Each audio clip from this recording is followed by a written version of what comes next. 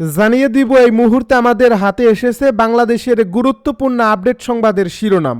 শুরুতেই থাকছে হাসিনাকে আশ্রয় মানবিক দৃষ্টিভঙ্গি থেকে জানালো ভারত। এবারে জানিয়ে দিব ওসমান হাদি হত্যাকাণ্ড নিয়ে বড় ষড়যন্ত্রের ইঙ্গিত সালাউদ্দিন আহমেদের। এদিকে হাদি হাদি স্লোগানে উত্তাল শাহবাগ, স্বরাষ্ট্র উপদেষ্টার পদত্যাগে 24 ঘন্টার আলটিমেটাম। আরও থাকছে কুষ্টিয়ায় নির্বাচন অফিসে ভয়াবহ আগুন। এদিকে চট্টগ্রামে জাপার সাবেক এমপি আনিসুল ইসলামের বাড়িতে অগ্নিসংযোগ। সব শেষে জানিয়ে দিব ওসমান হাদি হত্যাকাণ্ড একটি ভয়াবহ ঘটনা। এতক্ষণ শুনছিলেন হাতে থাকা গুরুত্বপূর্ণ আপডেট সংবাদের শিরোনাম, এবারে বিস্তারিত। তবে তার আগে অনুরোধ রইল ভিডিওটিতে একটি লাইক এবং কমেন্ট করে জানিয়ে দিন ভিডিও সম্পর্কে আপনার মূল্যবান মতামত। আরও জানিয়ে দিন ভিডিওটি কোথা থেকে দেখছেন বা কোন জেলা থেকে দেখছেন। হাসিনাকে আশ্রয় মানবিক দৃষ্টিভঙ্গি থেকে জানালো ভারত। কার্যক্রম নিষিদ্ধ আওয়ামী লীগের সভাপতি ও ক্ষমতাচ্যুত শেখ হাসিনা ভারতে অবস্থান করছেন। ইতিমধ্যে তাকে ফিরিয়ে দিতে ভারতকে জানিয়েছে বাংলাদেশ। এই অবস্থায় ঢাকার রাজনৈতিক অবস্থা ও নিরাপত্তা সংক্রান্ত পরিস্থিতি দিল্লির কাছে সবচেয়ে বড় চ্যালেঞ্জ হয়ে দাঁড়িয়েছে বলে জানিয়েছে ভারতের পররাষ্ট্র মন্ত্রণালয় বিষয়ক সংসদীয় কমিটি। বৃহস্পতিবার কংগ্রেস সংসদ সদস্য শশী থারুর নেতৃত্বাধীন ওই কমিটি এই বিষয়ে সংসদে একটি রিপোর্ট পেশ করছে।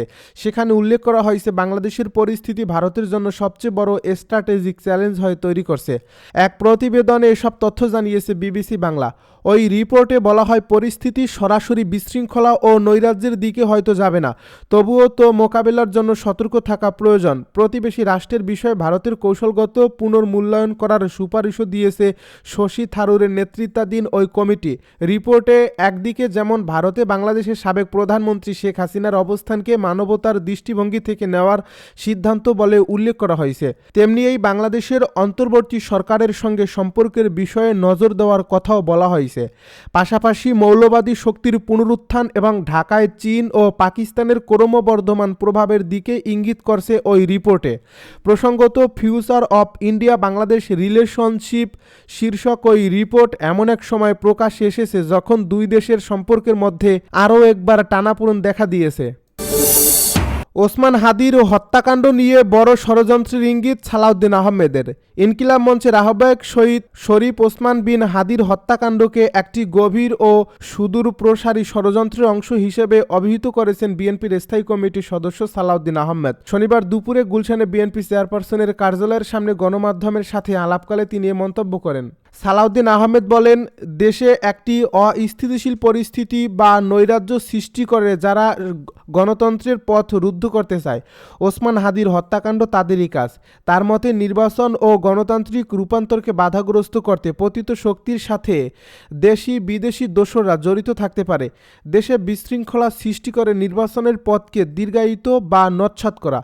তিনি জানান, আগামী 25 ডিসেম্বর বিএনপির ভারপ্রাপ্ত চেয়ারম্যান তারেক রহমানের মহাসমাবেশ থেকে দেশের জনগণকে একটি স্পষ্ট বার্তা দেওয়া হবে, কোনো ধরনের ষড়যন্ত্র আর দানা বাঁধতে পারবে না। আগামী 25 ডিসেম্বর সমাবেশের মাধ্যমে আমরা সেই মেসেজটি পৌঁছে দেব।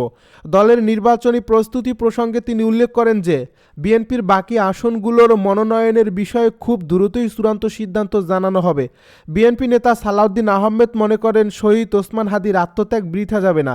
যারা বিশৃঙ্খলা সৃষ্টি করে অগ্রযাত্রাকে ব্যাহত করতে চায় তারা সফল হবে না।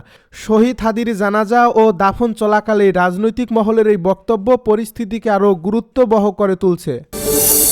স্বরাষ্ট্র উপদেষ্টার পদত্যাগে 24 ঘন্টার আলটিমেটাম। ইনকিলাব মঞ্চের মুখপাত্র শরীফ ওসমান হাদির মৃত্যুতে শোক, ক্ষোভ ও প্রতিবাদে উত্তাল রাজধানীর শাহবাগ চত্বর। একই সঙ্গে স্বরাষ্ট্র উপদেষ্টাকে পদত্যাগে 24 ঘন্টার আলটিমেটাম দিয়েছেন বিক্ষোভকারীরা। শনিবার বিকেল 3:30টায় হাদিকে দাফনের পর শিক্ষার্থী জনতা শাহবাগ চত্বরে অবস্থান নেন। এরপর থেকে হাদি হাদি স্লোগানে মুখরিত হয়ে ওঠে পুরো এলাকা। শাহবাগে জড়ো হওয়া বিভিন্ন বিশ্ববিদ্যালয় ও কলেজের শিক্ষার্থী, ছাত্র সংগঠনের নেতাকর্মী এবং সাধারণ মানুষ হাদির স্মরণে শোক প্রকাশের পাশাপাশি তার হত্যার সুষ্ঠু তদন্ত ও দোষীদের দ্রুত গ্রেপ্তারের দাবি জানান। স্লোগান, ব্যানার ও ফেস্টুনে উঠে আসে হাদির সংগ্রামী জীবনের নানান বার্তা। সমাবেশে বক্তারা আগামী 24 ঘন্টার মধ্যে স্বরাষ্ট্র উপদেষ্টা লেফটেন্যান্ট জেনারেল মোহাম্মদ জাহাঙ্গীর আলম চৌধুরীকে পদত্যাগের আলটিমেটাম দিয়েছেন। 24 ঘন্টার মধ্যে স্বরাষ্ট্র উপদেষ্টা পদত্যাগ না করলে শিক্ষার্থী জনতাকে সঙ্গে নিয়ে আরও কঠোর কর্মসূচিতে যাওয়ার হুঁশিয়ারি দেন তারা। এর আগে বিকাল 3:30টার ঘটিকার দিকে ঢাকা বিশ্ববিদ্যালয়ের কেন্দ্রীয় জামে মসজিদ সংলগ্ন জাতীয় কবি কাজী নজরুল ইসলামের সমাধি সৌধের পাশে শরীফ ওসমান হাদিকে শায়িত করা হয়। এ সময় জাতীয় নাগরিক পার্টির মুখ্য সংগঠক হাসনাত আবদুল্লাহ, ঢাকা বিশ্ববিদ্যালয়ের উপাচার্য অধ্যাপক ডক্টর নিয়াজ আহমেদ খান, আমার দেশ সম্পাদক মাহমুদুর রহমান, ডাকসুর বিভিন্ন পর্যায়ের নেতাসহ হাদির পরিবার পরিজন উপস্থিত ছিলেন। কুষ্টিয়ায় নির্বাচন অফিসে আগুন। কুষ্টিয়া সিনিয়র জেনারেল নির্বাচন অফিসারের কার্যালয়ে কুষ্টিয়া সিনিয়র জেলা নির্বাচন অফিসারের কার্যালয়ে অগ্নিসংযোগ করছে দুর্বৃত্তরা। শনিবার সকাল 8:30টার দিকে এই ঘটনা ঘটে। জানা যায়, সকালে অফিস ভবনের পেছনের জানালার কাচ ভেঙে ভেতরে এই অগ্নিসংযোগ করা হয়। পরে খবর পেয়ে সকাল 9:30টার দিকে জেলা প্রশাসক ইকবাল হোসেন ঘটনাস্থল পরিদর্শন করেন। নিরাপত্তা রক্ষীরা জানান, সকাল 8:30টার দিকে এই ঘটনা ঘটে। তারা তখন দোতলায় ছিলেন। ধোঁয়া ও আগুনের গন্ধে নিচে নেমে আগুন দেখতে পান। জেলা নির্বাচন অফিসের হিসাবরক্ষক মোহাম্মদ আসাদুজ্জামান বলেন, যে কক্ষে আগুন দেওয়া হয়েছে সেটা সদর উপজেলা নির্বাচন অফিসের স্টোর রুম। এখানে ভোটারদের সব তথ্য জমা রাখা হয়। আগুন লাগায় কোনো ক্ষয়ক্ষতি হয়েছে কিনা তা তাৎক্ষণিকভাবে জানা যায়নি। এ বিষয়ে কুষ্টিয়ার পুলিশ সুপার মোহাম্মদ জসিমউদ্দিন বলেন, আমরা ঘটনাস্থল পরিদর্শন করেছি, জেলা প্রশাসকও দেখে এসেছেন। এখানে স্টোর রুমে একটা আগুনের ঘটনা ঘটে। কিভাবে আগুন লেগেছে কিংবা কারা দিয়েছে সেটা খতিয়ে দেখা হচ্ছে। চট্টগ্রামে জাপার সাবেক এমপি আনিসুল ইসলামের বাড়িতে আগুন। সাবেক মন্ত্রী ও জাতীয় পার্টির চেয়ারম্যান ব্যারিস্টার আনিসুল ইসলাম মাহমুদের গ্রামের বাড়িতে অগ্নিসংযোগ ও ভাঙচুরের ঘটনা ঘটছে। শুক্রবার রাতে চট্টগ্রামের হাটহাজারীর সাদেক নগরে এই ঘটনা ঘটে। স্থানীয়রা জানান, শুক্রবার রাতে একদল দুর্বৃত্ত গিয়ে আনিসুল ইসলাম মাহমুদের বাড়ির প্রধান ফটক ভাঙচুর করে ভেতরে ঢুকে আগুন লাগিয়ে দেয়। এ সময় আসবাবপত্র, মালামাল, গ্যারেজে থাকা একটি গাড়ি ও মূল্যবান বেশ কিছু জিনিসপত্র আগুনে পুড়ে যায়। খবর পেয়ে পুলিশ ও ফায়ার সার্ভিসের কর্মকর্তারা ঘটনাস্থলে পৌঁছায়। এ বিষয়ে হাটহাজারী মডেল থানার ভারপ্রাপ্ত কর্মকর্তা মোহাম্মদ জাহিদুর রহমান জানান, কে বা কারা অগ্নিসংযোগ করছে তা এখনও নিশ্চিত হওয়া যায়নি। বিষয়টি খতিয়ে দেখা হচ্ছে। হিউম্যান রাইটস ওয়াচের বিবৃতি, ওসমান হাদি হত্যাকাণ্ড একটি ভয়াবহ ঘটনা। ইনকিলাব মঞ্চের মুখপাত্র শরীফ ওসমান হাদি হত্যাকাণ্ডকে এক অত্যন্ত ভয়াবহ ঘটনা বলে অভিহিত করেছে আন্তর্জাতিক মানবাধিকার সংস্থা হিউম্যান রাইটস ওয়াচ। শুক্রবার লন্ডন থেকে প্রকাশিত এক বিবৃতিতে সংস্থাটি এই হত্যাকাণ্ডের নিন্দা জানানোর পাশাপাশি দেশের শীর্ষস্থানীয় দৈনিক প্রথম আলো এবং দ্য ডেইলি স্টার কার্যালয়ে হামলাকে মত প্রকাশের স্বাধীনতার উপর নগ্ন আক্রমণ বলে উল্লেখ করে। HRW এবং সহিংসতা ও সাংবাদিকদের উপর আঘাতকে তীব্রভাবে নিন্দা জানিয়েছে। সংস্থার এশিয়া অঞ্চলের উপপরিচালক মীনাক্ষী গাঙ্গুলি বলেন, ওসমান হাদির হত্যাকাণ্ড ভয়াবহ।